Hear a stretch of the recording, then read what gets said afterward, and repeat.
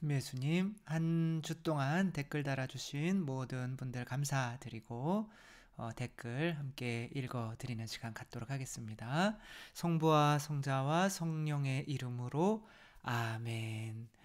오늘 댓글 함께 알아보는데 잠깐 우리 죽사성지가 이렇게 꽃이 아직은 안 폈어요. 아마 다음 주쯤에 이제 필 것 같고요. 어디 네. 댓글 한번 읽어보도록 하겠습니다. 도은로사님, 예수님과 성모님을 떠올리며 소리내어 아빠 엄마 해봤더니 훨씬 친밀한 느낌이 드네요. 부모님 두 분 모두 오래전에 돌아가시고 안 계시는데 감실 들어가서 친정에 온 것처럼 엄마 아빠 저 왔어요 해봐야겠어요. 엄마 아빠 더욱 친절한 사람이 될게요. 피가 되고 살이 되는 말씀 감사합니다. 정말 감사드리고 저도 사실은 어색해요. 엄마 아빠라고 하는 게. 근데 정말 그분에게서 태어났다면 정말 마음 다 해가지고 엄마, 성모님한테 성모 엄마, 하느님한테 하느님 아빠 라고 부를 수 있어야 될 것 같아요. 그래서 아버지로만 부르면 일부러 가짜로 그냥 동네에서 아버지 어머니처럼 부를 수 있는 거죠. 그렇죠? 근데 그분들에게 엄마 아빠라고 부를 수는 없잖아요. 정말 내가 그분들에게서 태어났다는 거 온전히 믿으면 우리도 가끔씩은 하느님, 아빠, 아버지, 성모님, 엄마, 어머니 이렇게 불러볼 수 있으면 참 좋겠습니다. 뿌링님, 8살 딸아이가 내 진짜 엄마 아빠는 누구야? 묻더군요. 신부님 말씀대로 하느님 아버지 성모님이라고 가르쳤거든요. 누굴까 얘기하는데 하늘을 보며 아빠 엄마 뭐해 헤헷 하며 약간은 장난스럽게 웃으며 지나간 상황이었어요. 근데 아이들은 이렇게 쉽죠, 그렇죠? 근데 저는 오래 남더라고요. 하느님을 아빠라고 바로 나오지가 않거든요. 아이의 순수함이 예쁘기도 했고 제 안에 불순물이 많아 아직은 힘들구나 싶더라고요. 아빠 아버지 하느님 사랑의 기준으로 아이를 욕심없이 사랑하게 해주시기를 청합니다. 아멘. 이종숙님이겠죠? 저는 일주일에 한 번씩 거동이 불편한 친정엄마를 돌봐드리고 있습니다. 그런데 그 한 번씩인 날이 주일이어서 식구들이 미사를 보는 시간에 저는 친정엄마와 시간을 보내고 있어요. 저의 행동이 잘못된 거 맞죠? 네, 이거 꼭 뭐 잘못된 거라고 하면 혼날 것 같은 느낌이 드는데 뭐 그 어머니를 예수님이라고 이제 여기시면 당연히 이제 주일 미사 보다 어떻게 보면 이제 좋은 의미로 될 수가 있겠지만 그래도 일주일에 한 번은 이제 성당 가셔서 성체 영하시는 거랑 안 영하시는 거랑은 다르잖아요, 그쵸? 그래서 우리가 부모님한테 내가 이제 엄마 아빠가 좋아하는 손자들 보느냐고 엄마 아빠 이제 한 번도 안 찾아갈게요. 뭐 이렇게 하면 뭐 손주들 잘 키워주는 건 고맙긴 하지만 또 너무 한 번도 안 찾아오는 거는 좀 그러니까 그거를 조금 조절을 하실 수가 있으면 좋겠죠. 김수영님, 신부님 다른 사제님이나 수녀님 강론을 통해서 사탄은 주님께 이길 수 없고 악은 이미 예수님이 이기신 거고 주님은 사탄도 일에 사용하신다라고 알고 있습니다. 다 맞죠? 사탄이 원하는 건 인간을 주님께 분리시키고 멀어지게 하는 것이 목적이다라고 알고 있습니다. 다 알고 계시네요. 저는 궁금합니다. 사탄이 저렇게 해서 뭐가 좋거나 얻어지거나 이렇게 유혹하는 게 이루려고 하고 있거나 여튼 뭔가를 위해서를 할 텐데 왜 그러는 걸까요? 이길 수 없다는 것도 알 거고 주님께서 다 알고 계신데 사탄은 왜 그러는 걸까요? 사탄은 정말 어떠한 존재로 존재하는 건지 인간의 죄로 기우는 마음 자체, 즉 인간이 또한 사탄인 건 아닌지 하는 생각이 가끔 듭니다. 사탄이 인간을 신과 분리시켜 얻고자 하는 건 뭘까요? 맞아요. 인간이 자기의 자아에 빠져서 세속 욕심 마귀로 나가면 당연히 인간의 자유의지로 사탄이나 마귀들처럼 되는 게 맞죠. 그러나 또 사탄과 마귀들도 있죠.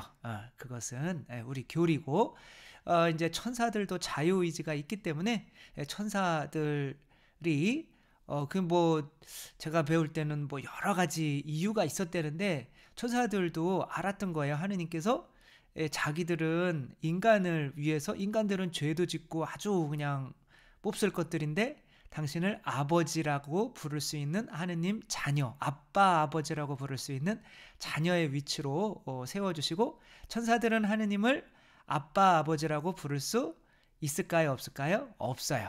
부르면 혼나요. 왜냐하면 천사들은 하느님의 종이거든요. 그 열받는 거예요. 아니 도대체 우리는 왜 인간이랑 뭐가 다른데? 근데 사실 이제 약간은 삼위일체 모습은 아닌 거죠. 그렇지만 뭐 자유의지가 있으니까 그렇게 뭐 반기를 들었다 열받아 가지고 나는 인간들을 위해서 봉사할 수는 없다, 뭐 그러며 나갔다고는 하는 건데, 근데 그 사람들이 그 마귀들이 인간을 열심히 유혹하는 것도 일하는 거죠, 그렇죠? 그게 뭐가 이익이냐 도대체. 그냥 인간의 마음 안에 유혹거리가 다 있는 거 아니냐. 인간의 마음 안에 저도 한 7, 80%는 그냥 마귀의 유혹보다는 그냥 인간 스스로 죄에 떨어지는 것 같아요. 그러나 이제 또 마귀들도 열심히 인간을 유혹해서 전체적으로 다 온 세상을 죄에 빠뜨려서 지옥에 오게 만들려고 이제 노력을 하고 있는 거죠. 합심해서. 그러면 그들이 얻는 게 뭘까요? 그런 거 생각해 보면 좋을 것 같아요. 내가 누군가를 미워해요. 그렇죠? 그래서 그놈을 그냥 미운 놈이 잘 되는 건 꼴을 못 보겠잖아요. 그렇죠? 내가 이렇게 힘든 것만큼 너도 좀 고생 좀 해봐 라고 하는 거지만, 그 사람을 고생시키기 위해서 나는 눈물 흘리기 위해서 나는 뭘 흘려야 돼요? 피눈물을 흘려야 되죠. 그렇죠? 근데 내가 피눈물을 흘리면서도 내가 그 사람 미워하면서 고통받는 거를 안다고, 그리고 내가 그렇게 그 사람 미워하면서 그 사람 아프게 할 때 나도 고통스러워야 하는 거를 알지만 또 그렇게 해야 안 해요? 하는 거죠. 그렇죠? 그게 이제 악마의 습성인 거죠. 마귀들은 내가 고통스럽고 힘든 걸 알면서도 그렇게 다른 사람을 더 고통스럽고 힘들게 하고 싶어지는 거죠. 그러니까 하느님께서는 당신은 행복하셔요. 그러니까 인간을 어떻게 하고 싶으실까요? 행복하게 하고 싶겠죠. 그렇죠? 그래서 행복한 사람들은 사람을 행복하게 하고 싶고, 내가 고통받고 힘든 사람들은 왜 나만 힘들어야 돼? 이렇게 저놈은 이렇게 잘 지내는데 막 하며 이제 시기 질투 해서 저놈도 좀 힘들어야 돼라고 이제 끌어내리는 거죠. 그 끌어내려서 자기한테 이익되는 게 없어요. 오히려 더 고통받는 거죠. 그렇죠? 그러니까 유다가 예수님을 배반해서 지옥 가서 이익 받는 게 뭐가 있어요? 그런데 본인이 고통스러운 거예요. 그러니까 예수님까지도 고통받게 하고 싶은 거예요. 왜 나만 고통스러워야 하느냐 이건 거죠. 그렇죠? 그래서 그러니까 인간의 습성이 이제 만약에 남편 때문에 내가 고통스러워서 너도 한번 고통당해봐라 그러고 내가 막 나간다. 그러면 딱 마귀가 됐다라고 생각하시면 되는 거죠. 그러니까 내가 그렇게 고통받으면서 다른 사람을 고통스럽게 하는 그런 게 우리 이 삶에 너무나도 많죠. 그런 것을 보면 마귀들도 이제 왜 그러는지 이해할 수가 있겠죠. 사랑이 많아서 행복한 사람은 다른 사람을 더 사랑해서 더 행복하게 만들고 싶어지고, 고통받는 사람은 내가 피눈물을 흘리면서도 다른 놈을 눈물 흘리게 만들고 싶은 게 습성이라는 거. 그래서 뭐 어떤 자기들이 이익 보는 게 있어서가 아니라 그거는 본성상 그렇게 할 수밖에 없다는 거인 거죠. 맞나 모르겠어요. 네. 스타글로우님, 이름이 생각보다 중요하다는 생각을 오래전부터 해왔어요. 얼마 전부터는 그리스도의 이름을 믿는다는 것, 그 이름이 무엇일까를 화두로 삼아 종종 생각하고는 했고요. 어렴풋이 속성, 본성이 아닐까 생각했습니다. 맞죠? 맞는데 그냥 쉽게 생각하면 이름은 그 사람은 아니고 그 사람의 속성이죠. 그렇죠? 속성을 보여주는 거죠. 그렇죠? 그렇기 때문에 그러니까 아버지의 이름은 뭘까요? 애한테 아버지의 이름은 바로 엄마인 거죠. 그러니까 엄마를 통해서 아빠를 알게 되는 거죠. 그렇죠? 그러니까 한 몸인데 그렇지만 또 똑같은 건 아닌 거죠. 그렇게 이해하면 되는 거죠. 그릇이라고 생각하면 되는 거죠. 그러니까 뭐 담고 있는 그릇이신 거죠. 뭐 보석함인데 보석함이 이제 보석은 좀 그렇지만 뭐 성체 안에 예수님이 들어간 것처럼 뗄래야 뗄 수가 없다. 그런 이제 보석함 자체가 그 안에 보석이 발라져 있는 거야. 그러면은 이게 이제 함을 버리면 보석도 버려지는 거죠. 근데 우리가 눈에 볼 때는 보석함만 보이는 거죠.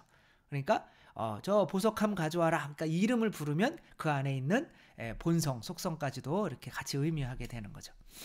그러니까 아버지의 이름은 뭘까요? 아버지의 이름은 바로 그리스도인 거죠. 그러면 그리스도의 이름으로 파견된 것은 뭘까요? 교회인 거죠. 그렇죠? 그리고 교회의 이름은 뭘까요? 바로 우리 각자인 거죠. 그러니까 사람들은 우리들을 보면서 교회를 보게 되는 거죠. 그러니까 우리가 잘못하면 교회가 욕먹고 우리가 잘하면 교회가 영광을 받고 이렇게 하는 거죠. 구마를 할 때도 내 이름이 무엇이냐라는 질문으로 그 이름을 알고 나면 구마가 거의 다 이루어진 거라고 하잖아요. 이것은 또 이건 또 뭐 아주 깊이 생각을 해봐야 될 것 같은데 이제 제가 아는 바로는 마귀들은 이제 자존심의 대마왕이죠, 그렇죠? 그래서 이제 솔직하게 무언가를 털어놓는 것을 본인들이 견딜 수가 없어하는 거예요. 그래서 이제 항상 거짓말의 압이잖아요, 그렇죠? 그러니까 항상 거짓말을 해야 돼요. 그게 걔네들 자존심이거든요. 근데 내가 내 이름을 얘기하는 거는 솔직해지는 거잖아요, 그렇죠? 그건 하느님의 본성이잖아요.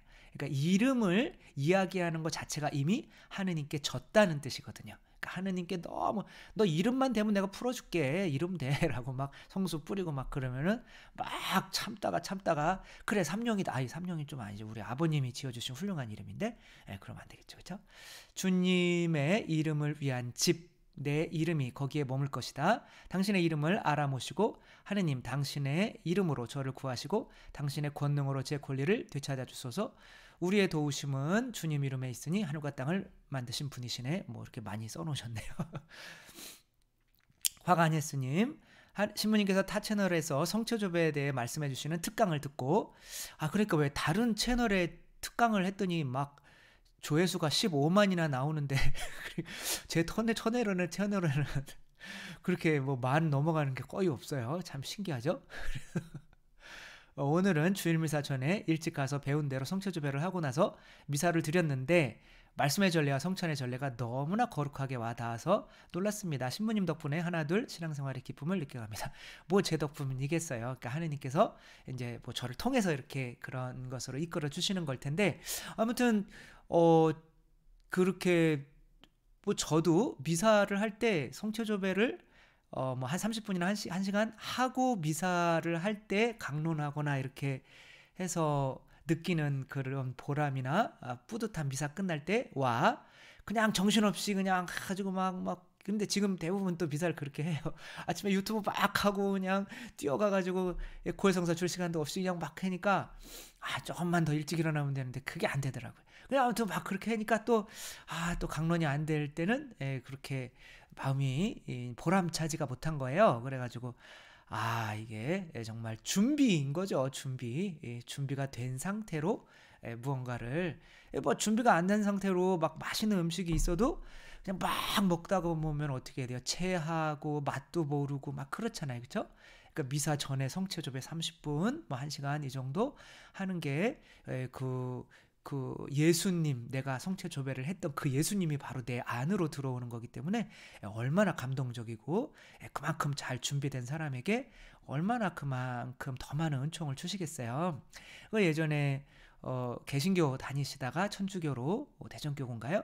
이제 오신 의사 부부가 계셨는데 이제 자매님이 세례식 때 성체를 처음 영하시면서 그냥 펑펑 우시는 거죠. 형제님이 창피하다고 그만 좀 울라고 그랬더니 그 자매님이 나는 지금까지 이 성경책을 읽고 그 성경에 나오는 그 말씀을 먹는 것이 예수님을 먹는 건지 알았는데 예수님이 진짜 내 살과 피를 먹고 마시라고 한 게 이 살과 피인데 이 성체를 영하면서 진짜 평생 한 번도 영해보지 못했던 예수님의 살과 피를 영하면서 너무 감동스럽고 감사하고 그래서 내가 눈물이 나오는 내가 이상한 건지 비타민처럼 저렇게 잘 받아가는 저 신자분들이 이상한 건지 나는 모르겠다고 이런 말을 저도 들었을 때 그래 맞아 나도 지금까지 비타민으로 영해 왔을 수 있겠구나. 정말 준비가 잘 된 예수님께서 성체만 많이 영한다고 거룩해졌다면 처음부터 제자들에게 성체성사를 제정하셔서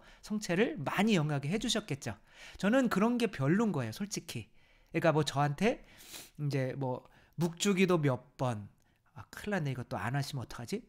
성체 몇 번 영했고, 근데 묵주기도를 100단을 했다고 하더라도 저는 주님의 기도를 그 시간에 한 번 정성껏 바친 게 더 큰 기도가 될 수 있다고 믿거든요. 그건 뭐 당연한 거죠, 그렇죠? 그리고 성체를 100번 영했다고 하더라도 진심으로 정말 성체 접에 1시간 하고 그렇게 온전히 예수님과 한 몸이 되는 그런 한 번 영하는 성체의 그 효과가 더 크다고 믿거든요. 그래서 이렇게 미사나 기도를 개수로 여겨서 보고하고 그런 것들을 하는 것들이 지금 신앙에 약간은 온전한 신앙으로 가는데 장애가 되는 것은 아닌가라는 생각을 조금 해보고는 있는데 그래도 많이 해주세요. 감사합니다. 김카타리나님, 용기와 끈기가 있다면 예수님께서 불가능한 장벽을 넘겨주신다. 기도를 하는 것은 정말 엉덩이와의 싸움입니다. 저는 기도가 진짜 운동이랑 비슷한 것 같아요. 할 때 운동은 엄청 힘들잖아요.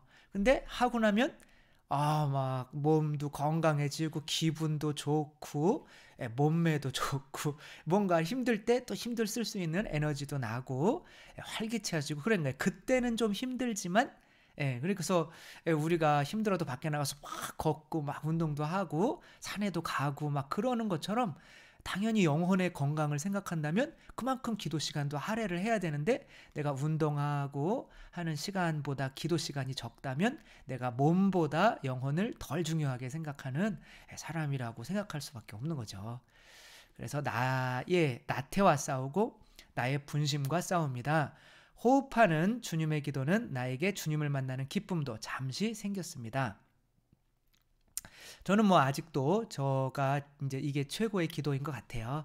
그러니까 주님의 기도에 다 있어요. 진짜 해보면 다 있어요.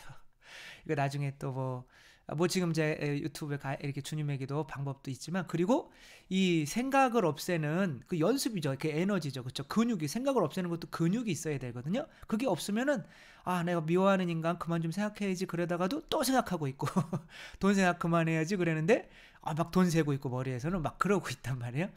돈꿔 간 놈 막 생각하고 있고 그러니까 이제 그게 근육이 없어서 내가 지는 거죠. 그런데 그 근육을 단련시키는데 숫자로 이제 성인들이야 뭐 그냥 호흡만 생각이 들어도 되겠지만 아직까지 저는 안 돼요.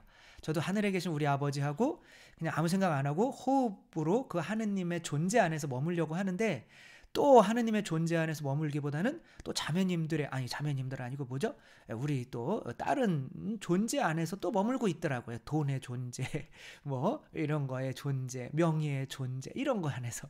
그래가지고 그게 쉽지 않대. 근데 내가 그런 생각을 할 때 숫자 하나, 둘, 50까지 세고 있으면 호흡하면서 그게 이제 딴 생각하고 있으면 끊어져요. 몇 가지 했는지를 몰라요. 그러니까 또 딴 생각했구나. 그러니까 그 숫자로 내가 근육을 키워가는 것으로 아주 지금도 잘 사용하고 있으니까 여러분도 한번 꼭 해보시기 바랍니다. 그래서 기도의 에너지로 암과 투병하는 남편도 케어하고 딸의 복직하여 손주를 일주일에 하루 케어할 수 있는 힘이 생깁니다. 그렇죠. 그리고 항상 붓은 손에서 놓을 수가 없어 그림 또한 그립니다. 대단하십니다. 비전공자인 저의 그림을 어느 치과 개업이사가 며칠 전에 구입하셔서 저에게 기쁨을 주었습니다. 뭐 전공이라고 하는 것이 이제 사실은 사람을 이제 어느 정도 기술까지 끌어올릴 수는 있지만 너무 획일적으로 만들어 버려서 이제 그냥 중성화가 돼버리게 만들 수가 있으니까 천재들은 이제 그 안에 들어가면 안 되는 거죠. 지금 자매님인가는 이제 천재시니까 한탄과 한숨과 슬픔의 고통에서 헤어나지 못할 나에게 평안하냐 용기를 내어라 내가 너와 함께 있겠다 하시기에 이 모든 것을 믿고 하게 됩니다. 주님께 영광 찬미드립니다. 네, 누구가 뭐 저한테 저는 이제 그 그림이 좀 있었으면 좋겠어요. 물론 이제 이사할 때 이제 두고 갈 가능성이 많지만 무리를 걷는 그 예수님과 그 뭔가 또 그 묵상, 그 무리를 나도 베드로처럼 뛰어내릴 수 있는 어떤 그런 게 담긴 그림을 한번 선물해 주시면 제가 잘 팔아서 좋은 데 쓰도록 아니죠. 네. 그래도 뭐 어차피 이렇게 선물해달라는 얘기는 아니에요. 이제 할 얘기 다 해놓고 또 그렇습니다. 김정환님, 저는 이제 이사 갈 때 막 대부분 놓고 가니까 선물해 주셔봐야 별로 그러니까. 김정환님, 고백성사 보려면 긴장돼요, 신부님. 저도 그래요. 네. 정랑경님, 10년 전쯤 진짜 왜 그러냐면 이거 당연히 긴장이 안 되면은. 그러니까 하느님 앞에 가면은 우린 죽어요. 인간 앞에서 고해할 때 긴장이 되면. 그러니까 이제 막 더울 때 항상 저는 그러거든요. 덥다 그러면 지옥은 더 더워. 그러면 지옥은 더 덥겠구나. 그러니까 이거는 참아낼 수 있는 거잖아요. 그렇죠? 그러니까 하느님 앞에 가면 더 두려워요. 그러니까 이 인간 앞에서 이렇게 고해하는 거가 정말 다행이라고 생각하시면 좋을 것 같아요. 정남경님, 10년 전쯤에 친정아버지께 복음을 전하지 않는 것 때문에 매번 고해성사를 받는데 한 번은 자꾸 연세가 드셔 가시는데 마음뿐이고 시도도 안 해보는 제가 주님께 정말 죄스러운 마음으로 이제 고해성사를 받는데 얼마 후에 아버지께서 우연히 제가 보고 있던 방송에서 나오는 성경 말씀을 듣고 스스로 예비자 등록을 하신 거예요. 그리고 이른이 훨씬 넘은 나이에 세례 받으시고 너무 좋아하시면서 도보로 혼자서 절두산 성지까지 순례도 다녀오셨어요. 그 옆집은 아니시겠죠? 네, 죄송합니다. 하느님은 빨리 믿지 못하시는 거에 대해 너무 후회스럽다고 말씀하셨어요. 아버님은 하느님을 하늘나라에 계신 아빠 감사해요. 그리고 사랑합니다. 네, 아마도 이렇게 그런 마음이 있고 희생을 또 하시고 기도를 하셨으니까 말씀을 안 하셨어도 그것이 모여서 아버지께 간 것이 아닌가 싶죠.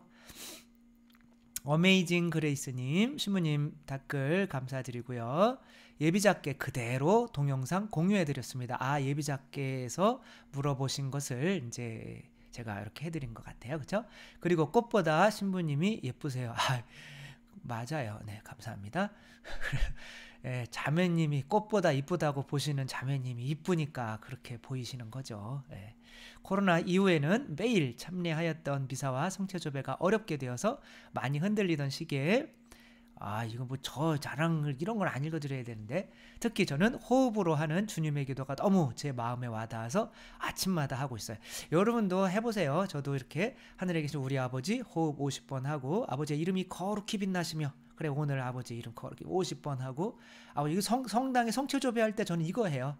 하루 3번 할 때 주님의 기도 3번 해요. 그러면 3시간 성체조배가 돼요. 그리고 다른 기도는 뭐 하고 싶지가 않아요. 그러니까 주님의 기도 안에 다 있으니까. 그리고 이제 저 기도해 주세요 뭐 한 그런 모든 것들을 그 지향에 넣고 하는 거고 그렇게 할 때 이제 사실 금요일 날 십자가의 성요한 이제 바쳤어야 되는데 뭐 성요셉 축일이니까 하루 놀았죠. 그러면서 이제 그때 이제 나오는 건데 이제 묵상 기도가 약간 제가 이제 좀 지치기는 한 것 같아요. 그래서 약간 이제 좀 관상으로 좀 가고는 싶은데 아빌라의 아빌라의 데레사 성녀의 그것을 보니까 이제 주님의 기도가 이제 그 길인 것 같더라고요. 그래서 그리고 관상을 할 때도 그 기도를 바쳐야 되는 거고 그래서 그쪽으로 나가는 거니까 여러분들도 이제 묵상 기도가 이제 어느 정도 또 되시는 분들은 이제 주님의 기도로 이렇게 넘어오셔도 좋을 것 같습니다. 그래서 하늘에 계신 우리 아버지하고 호흡에 집중하고 있는데 정말 하느님이 내 아버지이시고 제가 그분의 자녀라는 벅찬 감동이 밀려와서 하루 종일 기쁘고 힘이 났고 지금도 그 기도를 말할 때마다 벅찹니다. 여러분들 이거 안 해보시면 몰라요. 주님의 하늘에 계신 우리 아버지에 오랫동안 머물고 있어요. 하늘에 계신 우리 아버지에 아버지 아빠 아버지에 이렇게 머물고 있으면 진짜 아빠인데 내가 왜 이걸 걱정하고 있지? 그런 것들이 싹 사라지면서 아버지께서 함께 계신 것도 느껴지고 그러면 아들로서 정말 이 세상을 살아갈 수 있는 당당함과 용기와 힘, 믿음 뭐 이런 것들이 막 생겨나요. 그러니까 다른 게 필요 없어요. 주님의 기도만 바치면 충분하다고 뭐 성인들도 하고 또 예수님께서도 유일하게 가르쳐준 기도가 주님의 기도밖에 없는 게 이걸 바쳐보시면 아는 거죠. 그러나 하늘에 계신 우리 아버지, 아버지는 그렇게 했습니다. 아버지의 나라가 정말 한 번, 아버지의 뜻이 하늘에 계신 땅에 계신 두 번, 뭐 이런 식으로 바치면 이 맛을 전혀 음미할 수가 없는 거죠. 오늘도 주님의 기도를 드리며 저에게 잘못한 일을 저희가 용서하시고 뭐라는 기도만 해서 저에게 잘못하고 상처 준 이들을 떠올리며 주님 제 마음에 메어둔 것들을 풀고 싶은데 제 힘으로는 잘 안 되네요. 도와주세요 라고 말씀드리고 호흡에 집중하고 있는데 손에 연줄이 칭칭 감고 있는 저를 보게 되었어요. 연줄이 이렇게 감긴 거죠. 그 질긴 연줄에는 유리가루가 입혀져 있어서 연을 날려부신 분이군요. 그 연 싸움 할 때 이제 유리가루 이제 풀에 해가지고 유리가루를 묻혀서 끈끼리 해가지고 자르는 싸움을 하잖아요. 그 연 싸움이잖아요, 그렇죠? 그 질긴 연줄에는 유리가루가 입혀져 있어서 제 손이 다 베어서 피가 뚝뚝 흐르고 있었고 연줄이 너무 칭칭 감겨 있어서 마치 손가락이 잘릴 것 같아 보였어요. 제 손이 잘려나가는 줄도 모르고 그 방패연이 아까워서 그걸 놓칠까봐 안간힘을 쓰며 연줄을 놓지 못하고 있었던 겁니다. 한참을 바라보고 있는데 마음에서 이제 그만 놓아라 하는 소리가 들려왔어요. 그리고 눈물을 한참 쏟아냈네요. 이제 미운 사람을 이제 놓아버려라 그런 거죠, 그렇죠? 감사와 여러 감정들이 뒤섞였어요. 그러니까 주님의 기도에 대해서 아주 하시면서 좋은 이런 묵상을 해주셔서 이제 제가 아주 감사드립니다. 용서라는 것이 쉽지 않고 유혹도 많지만 계속 호흡으로 하는 주님의 기도로 예수님께 의탁하며 풀어내보려고 합니다. 기도 중에 집중이 안 되고 생각이 꼬리에 꼬리를 무는 날이 더 많겠지만 계속 해보려고요. 아주 잘하고 계시고 아주 감사하고 그렇게 정말 진보하시다 보면은 정말 관상까지 갈 수가 있고 저는 뭐 이것이 이제 관상의 이제 초기 단계인 것 같아요. 거의. 네. 손세실리암님, 하느님 사랑합니다. 세상의 모든 피조물을 다스리시도록 허락하신 하느님의 은총에 감사드립니다. 궁금한 것이 하나 있습니다. 인간은 살아가기 위해서 많은 동물들의 생명을 앗아가며 먹고 살고 있습니다. 그리고 가톨릭에서는 그런 많은 피조물들이 인간을 위해서 창조되었기 때문에 괜찮다고 가르치고 배워왔습니다. 그런데 예를 들어 수산시장 같은 곳에서 살아있는 물고기를 잡거나 소나 돼지를 도축하는 것을 실제로 본다면 미안한 마음과 죄책감이 들기도 합니다. 이런 마음은 본성적으로 타고난 마음인 것 같은데 이에 대해 교리적으로 어떻게 생각해야 할까요? 혼자 답을 찾기에는 어려운 것 같습니다. 저도 오늘도 이제 삼겹살을 먹었거든요. 부럽죠? 3잔, 소주 3잔, 조금 큰 잔에다가 3잔. 지금 취한 상태는 아니에요. 아까 점심 때. 죄송합니다. 그런데 그게 불쌍한지는 모르겠더라고요. 왜냐면 잡는 거를 못 봤으니까. 맛있기만 했는데 그거를 나를 위해서 죽는 거를 보면 당연히 그 유튜브에 보면 그런 것도 되게 많아요. 동물들이 사자가 이 새끼 이 노루인가요? 그 걔를 이렇게 잡은 거예요. 근데 너무 불쌍한 거예요. 사자가. 그러니까 다른 놈이 막 먹으러 오는데 이 새끼 이 노루를 이렇게 먹지 못하게 막 다른 놈이랑 막 싸워요. 그러니까 새끼를 죽이려고 해서 자기가 먼저 죽였겠죠. 근데 그렇지 않고 살리면서 계속 싸우고 아니면 이제 그 새가 까치인가요? 물에 빠졌어요. 근데 곰이 막 뭘 먹고 있다가 까치가 물에 빠져 있네. 그러더니 물에서 이렇게 입으로 까치를 건져내더니 밖에 이렇게 건져내주고 또 뭘 먹어요. 뭐 이런 게 되게 많아요. 개도 모두 개를 구하려고 하기 위해서. 그러니까 뭐 동물들에게도 사실은 그 안에 어느 정도 그거는 이제 저기죠. 그 뭐죠? 약간은 집단 생활을 해야 되는 동물들은 그 집단 생활을 하기 위해서 부모로부터 뭘 배워야 되는 거예요? 사랑을 받고 배워야 되는 거죠. 그렇죠? 그 정도 사랑을 받아봤기 때문에 그런 이제 감정이 일어날 수가 있는 걸 텐데 인간이야 하물며 뭐 더 하죠. 그래서 세상 창조 때는 실제로는 육식을 하지 않게 돼 있었어요. 그렇죠? 에덴 동산에서는 다 채식주의자였어요. 그리고 뭐 특별히 요리나 뭐 이런 거. 그러니까 요즘에 건강식으로 얘기하는 모든 것들이 이제 에덴 동산에 있었던 거죠. 그러니까 이제 뭐 현미 먹고 흰쌀밥 안 좋아요. 그냥 설탕 가루인 거죠. 흰쌀밥도. 그리고 이 고기 안 좋아요. 인간에게 고기는 이제 먹으면 이제 독인 거죠. 다 얘기하는 사람들이 다 독이라고 하는 건데 오늘 뭐 술과 함께 독을 먹고 온 거죠. 그리고 하느님이서 사람이신 그리스도의 시에 보면 예수님도 술을 한 잔도 안 하셔요. 그러니까 포도주도 안 하시더라고요. 이렇게. 근데 제자들이 뭐 고기를 먹고 술을 먹는 것에 대해서 뭐라고 그러시지는 않더라고요. 그런데 당신은 그걸 절제를 하는 거예요. 그게 좀 인간의 본성에 맞는 것 같아요. 채식이. 예. 그래서 삼겹살 시컷 먹고 와가지고 이런 얘기하는 거는 좀 그렇지만 아무튼 그게 본성적으로 맞는 거나 같은데 노아의 홍수 이후에는 그냥 고기를 먹어라 이렇게 말씀을 하셨어요. 그러니까 이제 뭐 고기를 먹는다고 해서 죄는 아닌 거죠. 죄는 아니지만 그렇다고 해서 그게 이제 정상적인 것은 아니다. 그래서 저도 이제 조금씩은 기회가 있을 때마다 고기보다는 좀 덜 고기보다는 뭐 생선보다는 뭐 그냥 야채 위주로 이제 식사를 하러 이제 나가려고 노력을 이제 하려고 해요. 네. 그리고 그렇게 이렇게 나가는 거죠. 그죠? 너무 빨리 이렇게 성인이 되면 좀 그렇잖아요. 그죠? 그러니까 만나기 무섭잖아요. 그러니까 그래서 그렇게 나가는 거죠. 뭐 그래서 우리라도 지금 뭐 소만 없어져도 뭐 지금 소고기만 안 먹어도 이 환경 그 뭐죠? 지금 온난화가 해결이 된대요. 그러니까 소가 먹고 풀을 먹고 나오는 이 메탄가스가 이산화탄소보다 열을 잡고 있는 게 20배가 많대요. 그러니까 메탄가스의 주범이 소들인 거예요. 근데 그 소들이 또 뭘 먹어요? 풀이나 뭐 이런 걸 먹죠. 그렇죠? 그리고 아르헨티나 같은 데서는 소들을 키우기 위해서 나무를 다 잘라버려요. 숲을. 그러니까 걔네들은 다 방목을 해요. 너무 맛있어요. 근데 아르헨티나 소 아사도라고 하는데 진짜 걔네들은 애들이 소화가 안 되잖아요. 그러면 야채를 안 먹이고 고기를 잘게 썰어서 먹어요. 그러면 훨씬 야채보다 소화가 잘 돼요. 걔네들은 워낙 그 좋은 고기들을 많이 먹고 있어가지고 그냥 방목인 거죠. 걔네들은. 왜 갑자기 이런 얘기를 하면서 입맛을 다시고 있나 모르겠네요. 그러니까 이제 그거는 인류에 안 맞는 것 같아요. 안 맞는 것 같지만 죄는 아니다 라고 하는 거지만 우리가 이제 그런 쪽으로 가야 되는 거죠. 부부관계도 마찬가지인 거예요. 부부관계도 분명히 그거 관계 안에서 자녀를 낳아야 되는 그게 그런 내용이 있잖아요. 그렇죠? 그런데 그게 뭐 부부끼리는 죄다라고 하면 누가 성당 나오겠어요. 그렇죠? 그러니까 죄가 아니다. 부부끼리는 괜찮다라고 이제 이미 그런 자녀를 낳을 수 있는 시간이 지났음에도 괜찮다라고 이야기는 하지만 그러나 또 그게 완전하지는 않은 거기 때문에 또 약간은 또 이렇게 더 정결한 모습으로 가야 되는 거는 있는 거죠. 그런 식으로 이해를 하시면 좋을 것 같아요.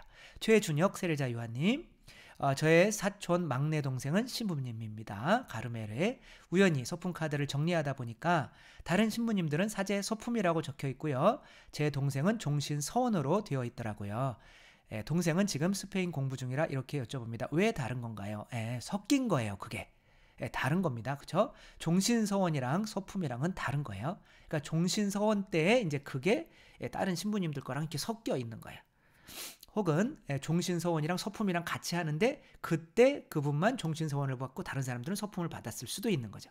그러니까 종신서원은 이제 수도회에서 이제 수도자들이 하는 거고 이제 서품은 성직자로 서품이 되는 거예요. 따로인 겁니다.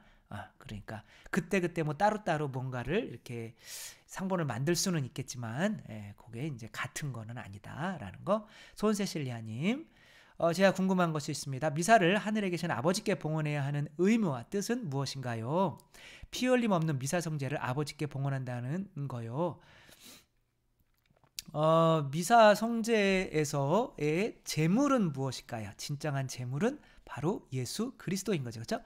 제물이라고 하는 건 우리가 받은 것을 다시 바쳐드리는 거죠. 그렇죠? 내게 없는 거죠, 솔직히. 그러니까 제물을 바칠 때는 내가 그것을 바치면서 이제 내가 가진 모든 것도 당신 겁니다. 이렇게 고백하는 거죠. 그렇죠? 근데 엄마에게 재물을 바치려면 엄마가 주었던 용돈에서 얼마를 좀 빼내서 그렇죠? 좀 잘 모아뒀다가 거기에서 엄마에게 이제 선물을 바치겠죠. 그렇죠?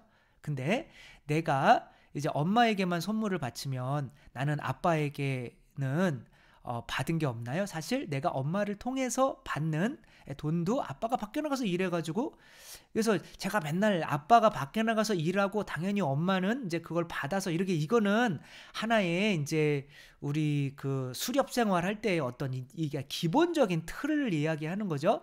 꼭 뭐 남자도 집에서 아이를 볼 수 있고, 뭐 여자가 능력이 좋으면 밖에 나가서 일해서 돈 벌어오고, 그런 거에 대해서는 아무 상관이 없는 거예요. 그냥 하나의 이제 기본적인 틀을 얘기하는 거니까, 이제 혹시 기분 나쁘실 분들이 있을까봐 남자는 꼭 나가서 돈 벌어와야 되고, 뭐 여자는 돈 벌어 안 벌었냐, 뭐 이렇게 얘기하실까봐 이제 그렇게 말씀을 드리는 건데, 어쨌거나 이제 그렇게 되는 거 뭐냐면, 아버지가 하느님이고 성모님이 이제 어머님의 역할을 하는 거예요.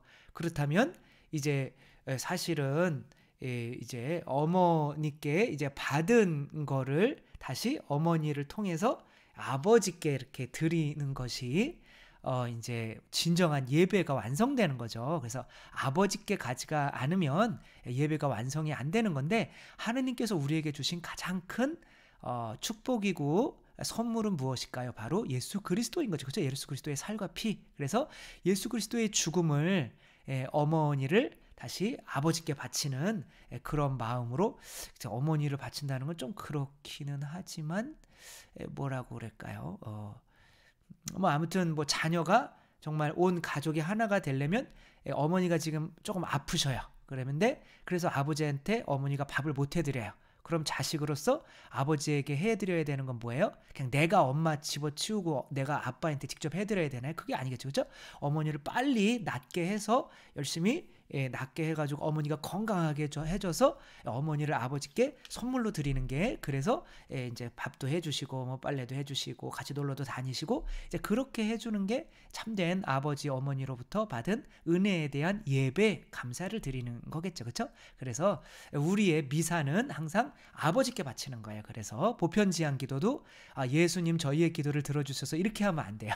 그리스도를 통해서 아버지께 바치는 거예요. 미사는 항상 아버지께로 지향하는 거라는 거. 외로움은 아이가 엄마 아빠 없이 혼자 남겨져 있는 것이라면, 고독은 아빠가 안아줘서 어깨에 편히 쉬고 있는 모습 같아요. 그러니까 이제 표현을 너무 잘해가지고, 외로움과 이제 고독에 대해서 얘기하는 거죠. 고독은 우리가 적극적으로 가져야 되는 거죠, 그렇죠? 외로움은 배터리 다 된 핸드폰이 덩그러니 방에 놓여 있는 것이고, 고독은 똑같이 방에 홀로 남겨져 있기는 하지만 충전기에 연결이 돼 있어서 100% 충전되면 세상에 나가 자신의 역할을 다하게 되는 휴대폰 같아요.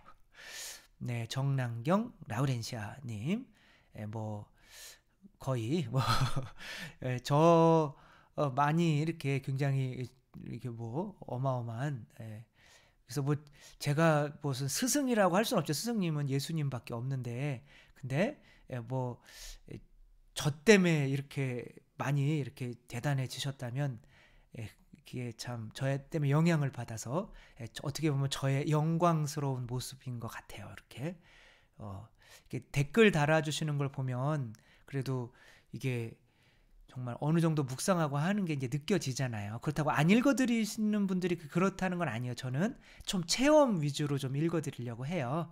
기도나 이제 내가 어떤 인간 관계 내에서의, 신앙 안에서의 체험. 그래서 다른 분들도 그거를 좀 듣고 나도 이렇게 해야겠다라고 하는 이제 그런 것들을 좀 들을 수 있게, 그래서 체험 위주로 많이 써주시면 또 많이 읽어드리도록 하겠습니다.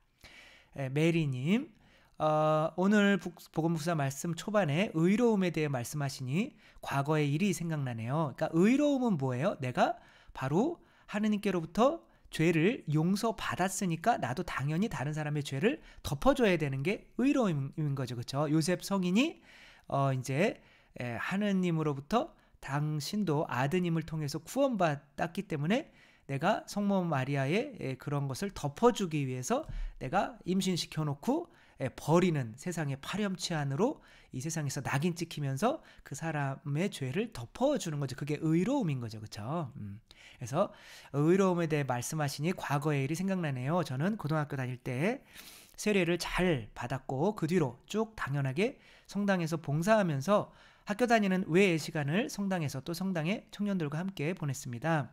교사회도 하고 다른 봉사도 정말 기쁘게 하며 생활했습니다. 어느 날 대학교 4학년 2학기 때 취업 문제로 바빠서 간만에 성당에 갔는데 시읒 비읍에서 왔다는 어딜까요? 여기가 서부? 아니면 또 왔다는 이응 시옷 비읍 리을 라는 자매가 새로 세 명인가 같은데요. 이거 분명히 찾아내고 말 거예요. 분명히 뭐죠? 이응이면 뭐예요? 엘리사벳은 아니고 이스바 죄송합니다. 근데 성당 분위기가 이상하게 편안하지 않고 날카로운 거예요. 전에는 내 집처럼 포근하고 편했는데 저랑 친했던 언니 둘과 동기가 절 바라보는 눈빛이 날카롭고 니은 자매와 한편에 서서 괜히 저를 경계하고 비판하기 시작했습니다. 눈빛이 그렇게도 맑고 성격도 순하디 순했던 그들이 저는 마치 더러운 벌레 보듯 눈빛이 그렇게 바뀌었어요. 저를 그렇게 봤다는 거죠. 왜 그럴까 지켜보니 두 언니와 친구뿐만이 아니라 여러 청년들이 그 사람 집으로 기도를 하러 다니는 거예요. 제가 왕따 되는 게 싫어서 버티다가 결국은 제 발로 그 집에 가서 묵주기도를 했는데 거기까진 별로 다를 게 없어서 더욱 의아했어요. 이게 이제 이단에 빠지게 되는 이제 순차적인 거죠. 그렇죠? 다 인간 관계로 다 끌고 가는 거예요. 신천지도 마찬가지고 그렇죠? 거기에서 내가 친구가 없게 이제 자기들이 인간 관계를 다 하는 거예요. 그러니까 얼마나 따뜻하게 대해줘요. 근데 일단 들어갔다가 나오려고 그러면 이제 칼을 맞아야 됩니다. 그 목적이 있는 이렇게 조금 이용해 먹는 인간관계이기 때문에 그래서 지금 가톨릭에서 소공동체가 그 역할을 해야 되는데 사실은 그런 역할을 이제 온전히 못하고 있는 느낌 같아서 조금 많이 개선이 돼야 되지 않을까 생각을 합니다. 어떻게 사람이 완전 180도 달라질 수 있을까? 너무 이상했고 그러니까 믿음이 바뀌면 사람은 바뀌는 거예요. 왜? 사람은 믿음에 의해서 결정되는 거니까. 워낙 저랑 친했던 사람들이랑 다시 친해지고 싶었는데 저를 워낙 깔보니 다시 친해질 수가 없었고 저로서는 왜 그렇게 된 건지 이해되지 않았어요. 그러던 중 이응 자매가 외국에서 신부님이 오시니 미사를 보러 가자고 해서 언니들과 동기와 함께 서울에 갔는데 저희 학교 교수님 댁인데 그 댁에서 수도사 신부님 모자 달린 갈색 옷 머리에 밧줄 대신 허리에 밧줄 매신 그러니까 갈색 옷과 밧줄 등 돌리고 미사 집전하시고 라틴어로 성체도 무릎 꿇고 입 벌리고 영하라고요. 그 자매는 현재 미사가 잘못됐으며 반드시 무릎을 꿇고 제대를 향해 인사해야 되고 여러 가지 이야기가 암튼 지금 미사가 잘못된 거고 그 언니 중 한 명의 목소리가 성모님과 비슷하고 다른 언니는 세상에서 가장 맑은 영을 가지고 있고 저는 더러운 영이라고 저를 그동안에 그런 눈빛으로 보았다고 말했습니다. 이게 이제 뭐 여러 가지 단체가 있겠지만 이게 처음에 파문 당했다가 다시 이제 그래도 그냥 그렇게 해라라고 해서 받아들이기는 했는데 제2차 바티칸 공의회를 인정하지 않는 분들이죠. 그래서 교회 내에서도 이제 있기는 하지만 이제 그게 이제 그 사람들을 다시 받아들인 것이 이제 그런 전례를 자기들이 계속 옳다라고 주장하기 위해서 받아들인 것이 아니라 그래도 그냥 1차 바티칸 2차 바티칸 공의회 이전에 살았던 사람들도 그런 식으로 하느님을 찬미하고 했기 때문에 인정해 주는 거지 지금 2차 바티칸 공의회가 틀렸다고 그렇게 받아준 거는 아닌 거예요. 따라서 우리가 교회를 믿는다는 거는 공의회 때 결정된 거를 믿는 거예요. 그렇죠? 하나이고 거룩하고 보편되고 사도로부터 이어오는 교회를 믿으며 근데 교회를 믿는데 교회가 결정한 것을 믿지 않는다면 실제로는 교회를 믿는 게 아닌 거죠. 부모가 나는 너 부모다. 그래서 부모님 오셨습니까? 근데 넌 전학 가야겠다. 그럼 안 되겠는데요? 뭐 이런 거는 부모가 결정하는 걸 믿는 게 부모를 믿는 거잖아요. 그렇죠? 근데 부모가 이제 결정하는 가장 중요한 게 공의회 때 하는 건데 제2차 바티칸 공의회 때 결정한 거를 믿지 않으면서 나는 교회를 믿는다라고 하기는 어려운 거죠. 어려운 게 아니라 그건 아닌 거죠. 저는 순진하게도 너무 죄책감에 시달리다가 신부님께 고해 성사를 보고 저 같은 더러운 영은 봉사조차도 할 수 없으니 아니 이렇게 순진해요. 봉사를 그만두고 싶다고 했더니 신부님께서 왜 그렇게 생각하는지 물어보셨고 그 이유를 말씀드리는 중에 있었던 일을 말씀드렸는데 나중에 이응 자매에 대해 전에 있던 본당에 연락해보니 알아보신 것 같아요. 신부님이 누구라고는 이야기 안 했는데 어찌 아시느냐고 어느 날 수녀님께서 저희 집에 전화하셔서 거기 따라다녔냐고 그거 이단이니까 다시는 가지 말라고 하셨고 청년들을 다 불러 모아서 안 가겠다는 다짐을 하라고 하셨고 그렇게 끝나는가 싶었지만 신부님께는 안 가겠다고 해놓고 두 언니들과 동기는 성당에 안 나오고 그 자매 집으로만 다니더라고요. 이게 이제 교회를 믿었던 이 아빌라의 데레사 성녀께서도 돌아가시면서 저는 결국 교회의 딸입니다. 그래서 우리가 예수 그리스도를 통해서 구원받는 거죠. 그렇죠? 그건 왜 그런 거예요? 아버지께서 예수 그리스도를 우리의 구원을 위해서 파견하셨기 때문에 그런 거죠. 그러면 예수 그리스도께서 당신이 파견하신 것과 똑같이 뭘 파견하신 거예요? 베드로 위에 하늘나라 열쇠를 주시고 파견하신 거죠. 그렇죠? 그러니까 예수 그리스도를 통해서 아버지께 갈 수 없는 것과 마찬가지로 교회를 통하지 않고서는 예수 그리스도께 갈 수 없는 게 순리적으로 맞는 거죠. 그렇죠? 그래서 파견된 교회를 통하지 않고 가려고 하는 것은 교회는 교황님이 계시고 하늘나라 열쇠 베드로가 있어야 되고 하늘나라 열쇠가 있어야 돼요. 따로 그냥 그런 거를 교회라고 믿는 사람들이 모이면 공동체 교회 이런 거는 그냥 개신교식의 어떻게 보면 교회론인 거죠. 믿는 사람이 모인 게 교회가 아니에요. 교회를 세울 때 누가 있어야 돼요? 베드로 한 명이 분명히 있어야 돼요. 기반이. 그리고 그 베드로가 뭘 가지고 있어야 돼요? 죄를 용서하는 권한, 하늘나라의 열쇠를 가지고 있어야 된단 말이에요. 그게 아니면 교회가 아닌 거예요. 그러니까 그 교회에서 그렇게 떠나 버리면 그러니까 그런 것을 참 믿게 세례를 받은 사람들이 그런 것들에 빠지며 정말 교회 내에서 이루어지는 고해성사나 성체성사를 이렇게 참 등지게 되는 것이 아니 얼마나 참 기초적인 교리가 안 됐으면 이런 일이 일어나는가. 맨날 묵주기도만 많이 하고 뭐 하면 뭐예요. 뭐 묵주기도를 하지 말라는 얘기는 아니지만 저는 교리 공부가 너무 지금 안 되고 있는 것 같아요. 그래서 저는 소공동체에서 성경 공부보다도 저는 교리 공부해야 되는 것 같아요. 가톨릭 교회 교리서. 그래서 아무튼 그동안 저는 가톨릭 교회라는 하나라고 알고 있었는데 그게 아니었다는 게 어린 저에게 충격이었고 지금도 생각하기 싫은 기억입니다. 우연히 집에 가다가 성당 마당을 보면 우리 신부님께서 항상 묵주를 들고 성모상 앞에서 기도하시던 분이신데 그때 그 일로 많이 괴로워하셨던 걸로 기억해요. 그래서 항상 그때 본당 신부님을 위해서도 기도합니다. 지금 교회에서 하는 전례를 믿는 게 맞죠, 신부님? 그걸 말이라고 죄송합니다. 당연하죠. 우리 교회는 하나이고 하나라면 그냥 그럼 그 하나가 뭘까? 그럼 예수님이 그 하나인 교회를 어디에 세웠을까? 그럼 어디에 세웠어요? 바로 이제 베드로 위에 세웠죠. 그럼 그 베드로가 누굴까? 그 베드로는 뭘 가지고 있어야 돼요? 하늘나라의 열쇠를 가지고 있어야 돼요. 근데 그 하늘나라의 열쇠는 어디서 쓰는 걸까? 땅에서 쓰는 거예요. 그렇죠? 내가 땅에서 매면 하늘에도 매어 있을 것이고 땅에서 풀면 하늘에도 풀려 있을 것이다.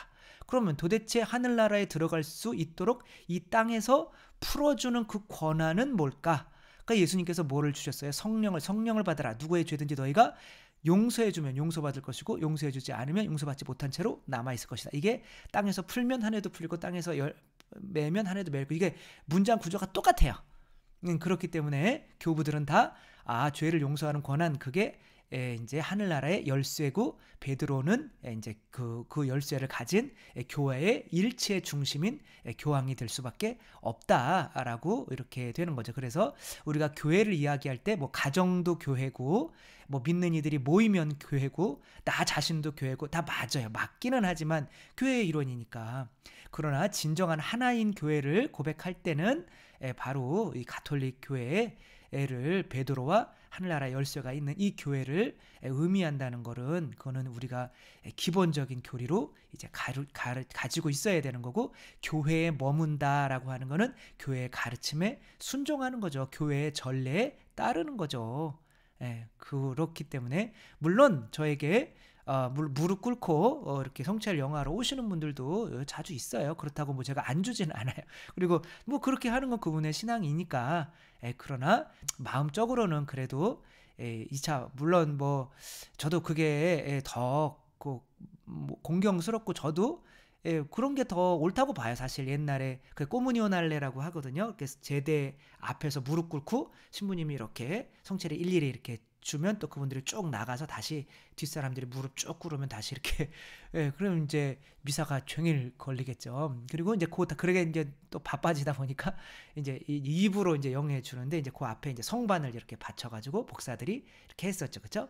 그 다음에는 이제 그것도 좀 그러니까 이제 손에다가 이렇게 모시게 했었죠. 그러니까 이제 약간 예수님이 내 손 위로 올라오는 게 정말 합당치 않다고 여길 수가 있는데 가만히 생각해 보세요. 예수님께서 첫 최후의 만찬 때에 미사를 제정하실 때 제자들에게 빵을 먹어라, 잔을 마셔라 라고 했는데 그 빵과 잔을 먹여줬을까요? 예수님이 직접 한 명 한 명 뭐 이렇게 먹여줬을까요? 아니에요. 제자들이 기본적으로 다 자기들의 빵을 자기가 이렇게 주시면 뜯어 먹었을 거란 말이에요. 하나의 양식이었단 말이에요. 그러니까 뭐 손으로 이렇게 올라온다고 해서 나이가 당연히 합당하지 않죠.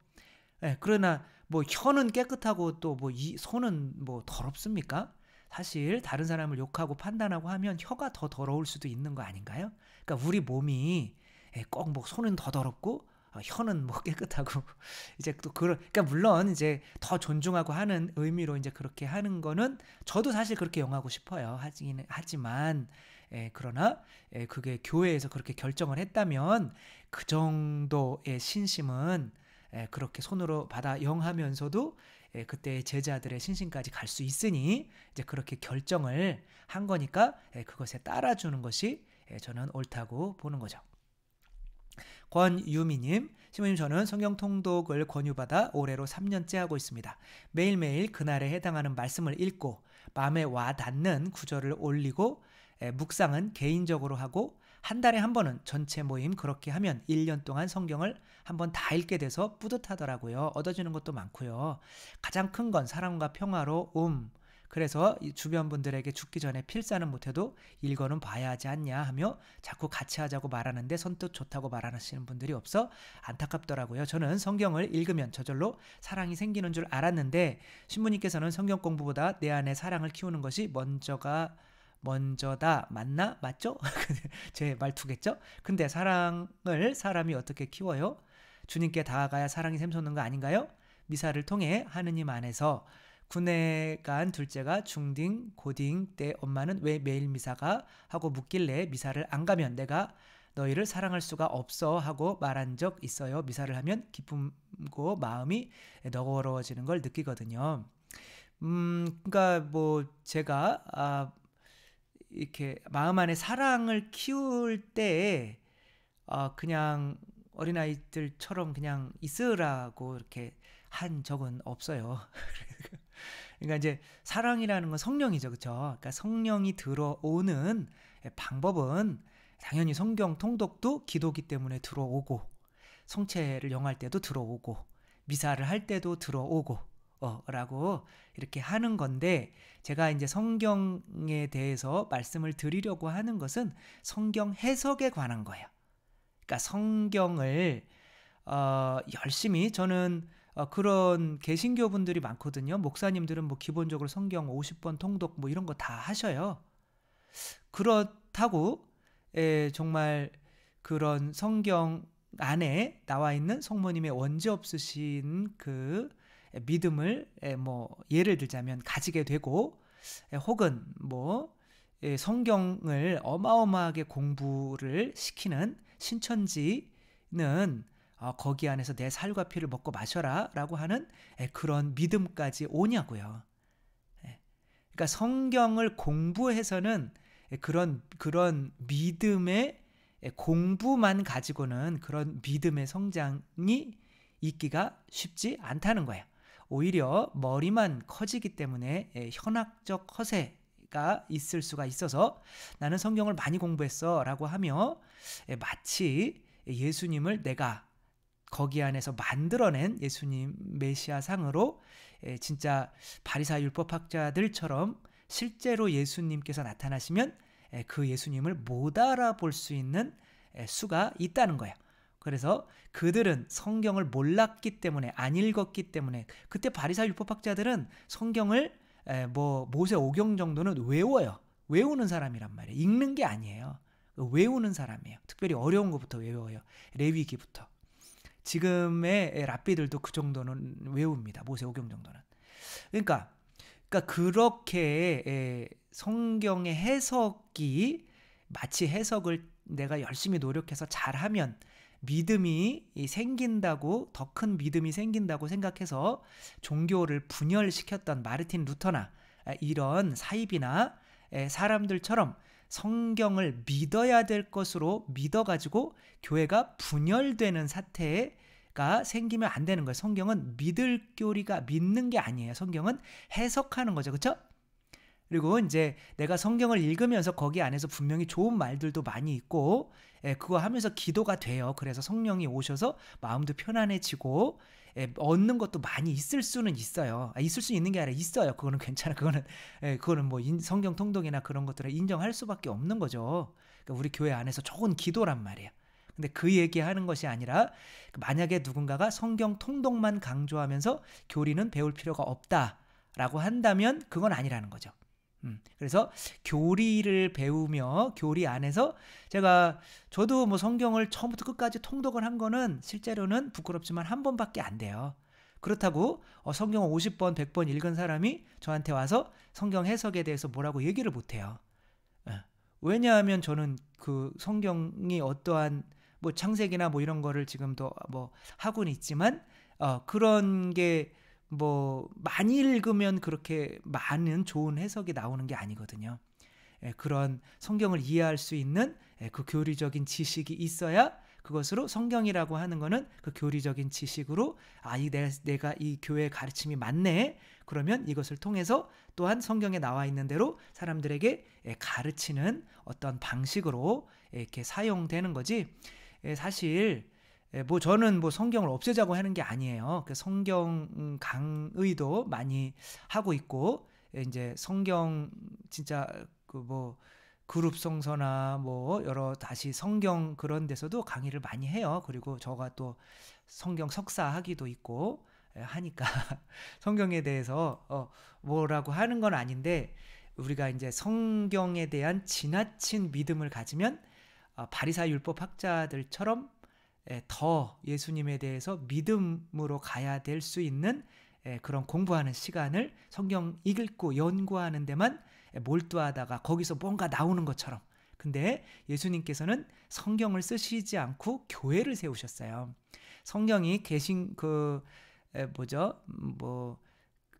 복음만 해도 한 40개가 됐었어요. 그 전에 바오로 서간이야 뭐 수천 개가 됐었죠. 근데 그거를 뭐 어느 건 진짜고 어느 건 가짜고 이렇게 분별을 해서 그거 27권, 신약성경 27권을 만드는 데까지 교회가 한 400년이 걸렸어요. 그 전까지는 막 섞여 있어요, 성경이. 자, 이게 뭘 의미하는 거냐면, 그걸 분별할 수 있는, 이거는 진짜 사도가 쓴 거고 진짜 진리가 이 안에 있고 이거는 없고, 그래서 40개가 넘는 복음 중에 4개만 선택할 수 있는 눈이 어디에 있는 거예요? 교회에 있는 거죠. 그렇죠? 그러니까 교회가 그 진리를 가지고 있기 때문에 성경을 해석할 수 있는 유일한 해석자인 거예요.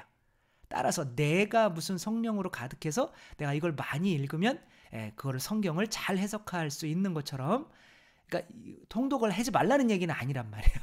해고 어느 정도 지식이 있어야 또 성경을 또 가르칠 거 아니에요. 그렇죠? 그래서 그거는 좋은 건데, 이렇게 약간은 제가 마치 성경 통독을 하는 것이 안 좋은 것처럼 이렇게 오해하시는 분들이 있어서 그거는 아니다라고 하는 거. 그러나 이제 성경의 이제 위험성인 거죠. 그게 개신교들도 성경의 자유해석이라는 거를 하기 때문에 각자가 성경을 해석할 수 있는 자유가 있다는 거예요.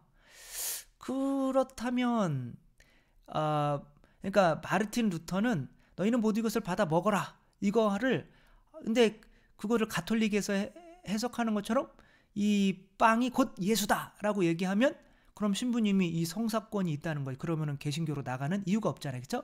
그래서 뭘 주장하냐면 공제서를 주장해요. 그러니까 애매한 거예요. 그러니까 하느님이 그 신부님이었으니까 여기 근처에 계신다는 거 이렇게. 여기 딱 예수님이 아니라 근처에 계신다는 거예요. 그게 해석인 거예요. 그러니까 성경을 번역하신 분이거든요. 그 마르틴 루터가 독일어로. 그러니까 성경의 뭐 천재인 거죠. 근데 그 너희는 모두에서 받아 먹어라. 요거 하나까지도 그냥 이게 예수님의 몸이라는 거를 믿질 않아요. 그 믿음이 생기질 않는다니까요. 그거를 그냥 많이 읽고 그 성경을 연구해봐야. 응? 그리고 뭐 그 유대인들이 지금 성경 막 구약 성경 예수님께서 나에 대해서 그 구약에 다 나에 대해서 나와 있는 거야라고 하는데 그 유대인들이 구약 성경을 읽으면 거기서 예수님 찾아내나요? 못 찾아내요. 왜? 예수님 믿음이 없으니까. 그 교리를 안 배웠으니까. 그러니까 바오로 사도도 눈에서 비늘이 떨어지니까 이제 뭐 구약 성경도 새로 뭐 그 성경 때 다 제가 해놓은 이야기기는 하지만 어쨌거나 그리고 뭐 하니까 뭐 누구죠? 쯔빙글리는 아이 그럼 당신은 무슨 신부였으니까 그러지 그거는 말이 안 된다. 그냥 이 예식을 행해라 그랬으니까 그냥 예식만 하는 거지 그거는 예수님이 아니다. 예수님이 함께 존재할 수가 없다. 그냥 예식만 행하는 게 중요하다. 그러니까 마르틴 루터가 아니 분명히 이건 예수님 내 살과 피라고 했는데 성경에 나와 있는데 이게 왜 예수님이 여기 없다고 했냐 막 하는 거예요. 그러니까 칼뱅이 그 세 명이 이제 개신교에 이제 그렇게 탄생하는데 주체적인 역할을 했던 사람이거든요. 그 형님들 싸우지 마시고 그럼 이렇게 합시다. 그냥 믿는 이들에게는 그냥 예수님께서 그냥 함께 하신다라고 하고 믿는 이들에게 이 예식을 행할 때 기념회라고 했으니까 여기 함께 계신다. 이렇게 정리를 합시다. 안 믿는 에게는 없고 뭐 이렇게 정리합시다. 그래서 그냥 그렇게 정리를 했어요. 그러니까 이 성경을 그러니까 이런 주의점이 있는 거예요. 성경을 통해서 우리가 개신교들은 많이 연구하고 하면 거기 안에서 대단한 믿음이 솟아나올 것 같지만 내 믿음의 틀 안에서만 해석이 될 수밖에 없다는 거. 개신교는 개신교 교리 안에서 해석이 되고 천주교는 천주교 교리 안에서 해석이 되고 유대인들은 유대인 교리 안에서 해석이 되는 거예요. 그러니까 성경을 통해서 그걸 연구해서 대단한 믿음이 나온다라는 건 없는 거예요. 그래서 500번을 읽던 1000번을 읽던 개신교 신자는 개신교 신자의 믿음 안에만 갇혀 있을 수밖에 없고 저기 신천지도 마찬가지고 유대인도 마찬가지고 그래서 그러니까 그거를 읽어서 대단한 어떤 믿음으로 나갈 수가 없다는 거예요. 그것은 그러나 내가 지금 알고 있는 믿음을 더 명확히 읽으면서 하고 또 그거 읽으면서 깨닫게 되고 또 거기에서 더 또 명확하게 또 그분을 만나고 또 딴 생각 안 하고 또 그 성경 말씀을 통해서 묵상을 하게 되고 기도를 하게 됨으로써 나에게 성령이 오는 건 맞아요. 맞지만 이제 뭐 성경 공부가 전부다 혹은 성경을 읽는 게 전부다라고 얘기하시는 분들이 있다면 그거는 좀 생각을 해봐야 되고 저는 먼저 성경이 없었을 때도 있었거든요. 그때가 사실 교회가 제일 뜨거웠던 때였거든요. 그러니까 교회의 가르침, 교회를 믿는 것이 그리고 교회의 가르침을 믿는 것이 성경으로 가는 것보다 먼저다. 그래서 개신교에서 자꾸 이 신천지로 빠지게 되는 게 그 믿음 때문이거든요. 성경을 믿으면 된다. 그러니까 성경은 믿는 게 아니거든요. 성경에서 어떤 믿음이 나오는 게 아니라 성경은 자기들이 믿는 것을 성경을 통해서 나를 설득시키는 도구거든요. 이 정도 또 얘기를 했으면 이제 또 성경 쪽에서 저를 또 안 부를 것 같아요. 그래서 성경이 좋은 거죠. 좋은 건데 그러니까 성경 그만해야죠. 아무튼 성경도 그런데 이제 뭐 제가 강의를 하는데 또 뭐 야곱과 에사우 이야기를 한다. 그런데 성경 내용을 모르고 있다라고 하면 또 강의를 해도 또 모르는 거니까 이제 그것은 좀 읽고 이렇게 성경 공부는 당연히 해야 되고 성경 읽기도 당연히 해야 된다는 거 그거를 거부하는 거는 아니라는 거. 그러나 성경은 그거를 통해서 해석하려고 하는 것이 아니라 이제 교회의 해석을 배워서 왜냐하면 유일한 성경의 해석자는 어디다? 성령으로 충만한 교회다. 그래서 교회가 성경을 해석해 놓은 게 교리서인 거예요. 그러니까 교리서를 배워서 그것을 통해서 성경을 이해하려고 노력하는 그런 방향으로 나아가야 되는 게 옳다. 라고까지만 말씀을 드리고, 이제 또 한 주 사순 주간 이제 또 거의 이제 막바지로 가고 있는데, 정말 사순 기도, 자선, 단식을 잘 또 마지막으로 실천을 해서 또 새송주신 마귀를 이렇게 죽여서 또 하느님의 좋은 성전이 되어가는 또 한 주 되셨으면 좋겠습니다.